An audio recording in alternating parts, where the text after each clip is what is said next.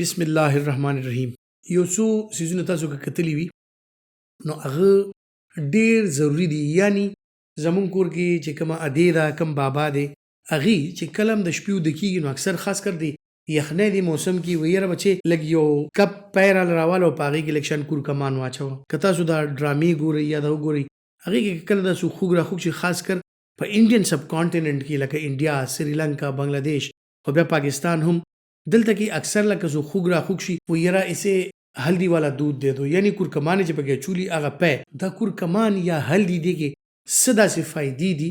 چې د دې دونه استعمال کیږي او ډیر وخت نه کیږي. دا نه چې څه اوسنۍ خبرې دي زرګونو کالو خبرې دي چې دا تاریخي طور هم د دې استعمال کیږي. بیا که کله به زخمونه او اډوکې به مات شو څوک به خوږ شو چاته به ټراما وشوله نو دا کورکمان او مختلف قسم سیزونه اګیا وغیره دا به میکس کړه او د هغې به یو پیسټ جوړ کړو او دا په هغه زخم یا په هغه ځای باندې په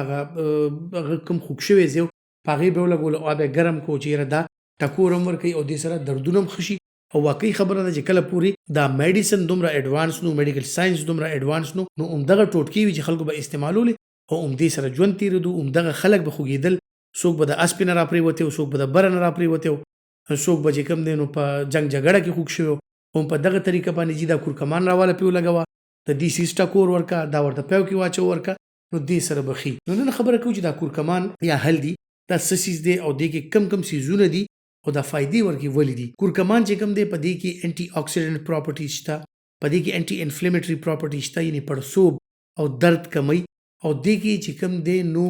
مختلف داسې سیزونه دي لکه دې کې مختلف وایټامینز دي، مختلف منرلز دي چې کم که دا مونږ استعمالو په خپل خوراک کې نو مونږ له ډېرې زیاتې فایدې راکوي. د ټولو نه اهمې فایدې خو دا دي چې کورکمان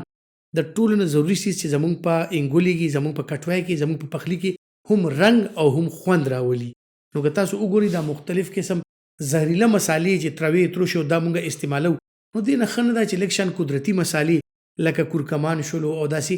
نور داسې سیزونه ادرک، زیره وغیره دا سیزونه استعمال کړو چې زمونږ د سترګو مخې ته او مونږ ته پته چې دا خالص شی دی او دې نه زه په دې خپله کټوای کې خوند هم راولم او د مختلفو قسم بیماریانو نه دا د ډبي مسالې او دا یو خوا بل خوا سیزونه دغه نه پې بچ هم یو زموږ د سترګو مخې ته په خپله طریقه باندې خپل دغه کې استعمال کوي نو ستاسو د کټوای ذایقه خو ورسره ښه شي خو فایدې هم ورسره ډېرې راشي. لکه کورکمان سره چې څنګه مو وویل چې ستاسو هاضمه بهترین وي. دویمه خبره دا د کورکمان کې دا کوالټي ده خاص کر نن د دې ژمي موسم کې که تاسو وایئ چې یاره زما وجود بالکل نه ګرمیږي جي وجود ډېر یخ وي او وجود ګرمي نه جوړوي نو که لږ شان کورکمان یا هلدي تاسو په خپل سالن کې استعمالوي، خپل کټوای کې استعمالوي، دې سره ستاسو د باډي میټابولیک ریټ ښه وي، بدن ورسره خپله ګرمي جوړوي نو ستاسو بدن په دې ژمي کې ګرم وي. نو دا د ژمي دپاره زبردست چیز دی که تاسو خپل کټوای کې استعمال کوئ، خپل سوپ وغیره کې استعمال کوئ. بیا دویمه خبره دا ده چې په دې ژمي کې خوږونه دردونه د خلکو زیات شي. چېرته 10 کاله مخکې به د هډوکې مات شوي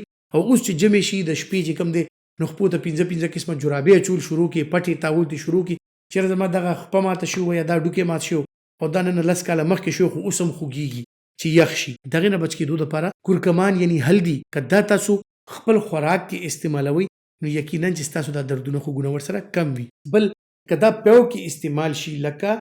نن دا دغه کې چې کوم دی زیاتر هلدي ملا دود دا چې کوم دی انتهایی ضروري شی دی. کیلشیم پکې شته په پیو کې، وایټامین ډي پکې شته، پروټینز پکې شته، امیونټي ورسره ښه شي او که دې کې تاسو کورکمان واچوئ نو دې کې انټي انفلیمیټري او انټي اکسیډنټ پراپرټیز هم راشي، خصوصیات نور هم زیات شي نو ستاسو دردونه خوږونه دا ورسره نور هم کم شي. خاص کر هغه خلک چې د جوړونو مسلې دي ورته د ملا خوږ درد دی، د خپو خوږ درد دی، د ګوټنو یعنې د زنګونونو د دې خوږ درد دی، نی جوینټ پینز دي